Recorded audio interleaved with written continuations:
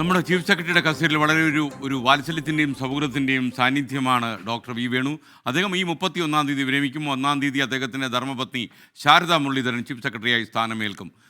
ഭർത്താവിൽ നിന്ന് അധികാരത്തിൻ്റെ ചെങ്കോൽ എന്ന് പറയാൻ പറ്റില്ല കേട്ടോ, അധികാരത്തിൻ്റെ ദണ്ട് അത് ഭാര്യ ഏൽക്കുന്നു. എന്തായാലും ശാരദാ മുരളീധരൻ വളരെ കഴിവുറ്റ ഒരു ഭരണാധികാരിയാണെന്ന് ഇതിനകം തെളിയിച്ചിട്ടുള്ള ശാരദാ മുരളീധരനും അതുപോലെ ഡോക്ടർ വേണുവിനും ആശംസകൾ. ഞാനിത് പറയാൻ കാരണം അദ്ദേഹം അല്പം മുമ്പ് ദീപക് തർമ്മത്തോട് സംസാരിച്ചു. മുണ്ടക്കൈ ചൂരൽമര ഉരുൾപൊട്ടൽ ദുരന്തബാധിതർക്കായുള്ള ടൗൺഷിപ്പിന് വേണ്ടി നടപടിക്രമങ്ങൾ പുരോഗമിക്കുന്നുവെന്ന് ചീഫ് സെക്രട്ടറി അല്പം മുമ്പ് പറഞ്ഞു. സർക്കാർ കണ്ടെത്തിയ സ്ഥലങ്ങളിൽ ശാസ്ത്രീയ പരിശോധനകളൊക്കെ തുടരുകയാണ്. ദുരന്തബാധിതരുമായി നേരിട്ട് സംസാരിച്ച് പുനരധിവാസത്തിൻ്റെ അന്തിമ രേഖ തയ്യാറാക്കുമെന്നും ചീഫ് സെക്രട്ടറി പറഞ്ഞു. വളരെ പ്രധാനപ്പെട്ട ഒരു കാര്യം ഈ ചീഫ് സെക്രട്ടറി ദീപക് തർമ്മടവുമായി നടത്തിയ അഭിമുഖത്തിൽ വ്യക്തമാക്കിയിട്ടുണ്ട്. അതായത് ഈ പുനരധിവാസത്തിനുള്ള സ്ഥലം കണ്ടെത്തി എന്നുള്ള വളരെ പ്രധാനപ്പെട്ട ഒരു കാര്യം അദ്ദേഹം നമ്മളുമായി പങ്കുവയ്ക്കുന്നു. ആ ചെറിയ അഭിമുഖത്തിലേക്ക്. SKN വയനാട്ടിൽ ചീഫ് സെക്രട്ടറി ഡോക്ടർ വേണു എത്തിയിരിക്കുകയാണ്. താങ്കളിവിടെ എത്തിയത് സ്വാഭാവികമായും താൽക്കാലിക പുനരധിവാസത്തിനായിരിക്കും പ്രധാന പങ്ക്. പക്ഷേ ഇതിൽ ഏറ്റവും പ്രധാനപ്പെട്ട കാര്യം പെർമനൻറ്റ് റിഹാബിലിറ്റേഷന് സ്ഥലം കണ്ടെത്തൽ ഉൾപ്പെടെയുള്ള കാര്യങ്ങളാണ്. എന്തൊക്കെയാണ് ഇപ്പോൾ പരിഗണനയിലുള്ളത്? താൽക്കാലിക പുനരധിവാസത്തെക്കുറിച്ച് പ്രത്യേകമായിട്ടൊരു മീറ്റിങ്ങിൻ്റെ ആവശ്യമില്ല. എൻ്റെ ഇപ്രാവശ്യത്തെ വരവിൻ്റെ ഉദ്ദേശം പെർമനൻറ്റ് റിഹാബിലിറ്റേഷൻ തന്നെയാണ്. ഈ അഫക്റ്റഡ് ആയിട്ടുള്ള കുടുംബങ്ങളുടെ അവരുടെ വോയിസ് കേൾക്കുക എന്നുള്ളതാണ്, അവരുടെ അഭിപ്രായം നേരിട്ട് അറിയുക എന്നുള്ളതാണ്, അവരോട് നമുക്കെന്താണ് പറയാനുള്ളത് എന്നുള്ളത് അവരോടും. അപ്പോൾ ഈ ഒരു സംവാദം ഞങ്ങളെ സർക്കാരിനെ സംബന്ധിച്ചിടത്തോളം അത് വളരെ പ്രധാനപ്പെട്ടൊരു കാര്യമാണ്. ആ ഇൻപുട്ടാണ് ഞങ്ങളുടെ അടുത്ത സ്റ്റെപ്പിനെ ഡിറ്റർമിൻ ചെയ്യുക, എങ്ങനെയാണ് നീങ്ങേണ്ടത് എന്നുള്ളതിനെക്കുറിച്ച് ജനങ്ങളിതാണ് പറയുന്നത്, അവരുടെ ആവശ്യങ്ങളിതാണ്. നമുക്കറിയാം ജനങ്ങളുടെ എല്ലാ ആവശ്യങ്ങളും ഒരു പക്ഷേ സർക്കാരിന് പറ്റിയെന്ന് വരില്ല. പക്ഷേ എന്നാലും നമ്മൾ ഏകപക്ഷീയമായിട്ട് ചെയ്യാൻ ഒരിക്കലും പാടില്ല. ഇതുപോലത്തെ ഒരു കാര്യം വളരെ സെൻസിറ്റീവായിട്ട് ചെയ്യേണ്ട കാര്യമാണിത്. അപ്പോൾ അതിൻ്റെ ഏറ്റവും പ്രധാനപ്പെട്ട ഒരു ഘട്ടമാണ് ഇന്ന് നമ്മൾ ഈ കുടുംബങ്ങളോട് സംസാരിക്കുന്നത്.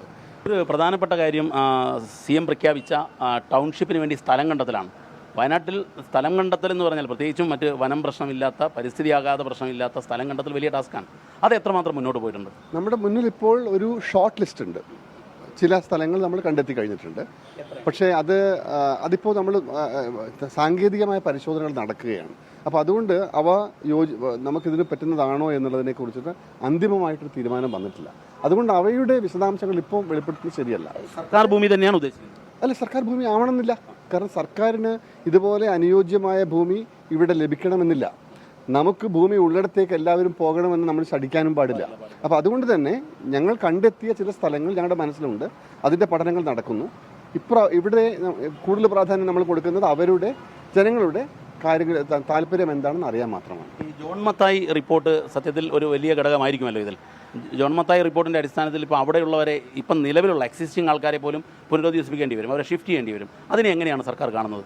അതായത് പ്രധാനമായിട്ടും നമ്മൾ പറയുന്നത് ജിയോളജിക്കലി അല്ലെങ്കിൽ ഹൈഡ്രോളജിക്കലി അൺസേഫ് ആയി എന്ന് പറഞ്ഞു കഴിഞ്ഞാൽ പിന്നെ അവിടെ നമ്മൾ പുറത്തുനിന്ന് നോക്കുമ്പോൾ ബാഹ്യമായിട്ട് പ്രശ്നങ്ങളൊന്നുമില്ല, അതുകൊണ്ട് വീണ്ടും അവിടത്തേക്ക് തിരിച്ചു പോകാൻ സാധിക്കും എന്ന് വിചാരിക്കുന്നത് തെറ്റാണ്.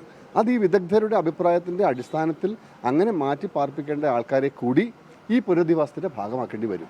ചീഫ് സെക്രട്ടറി ചുമതലയിൽ നിന്നും ഒഴിയാൻ പോകുന്നൊരു സാഹചര്യമാണ്. ചാരിതാർത്ഥ്യത്തോടെ വയനാടിന് വേണ്ടതെല്ലാം ചെയ്താണോ അങ്ങ് പടിയിറങ്ങുക?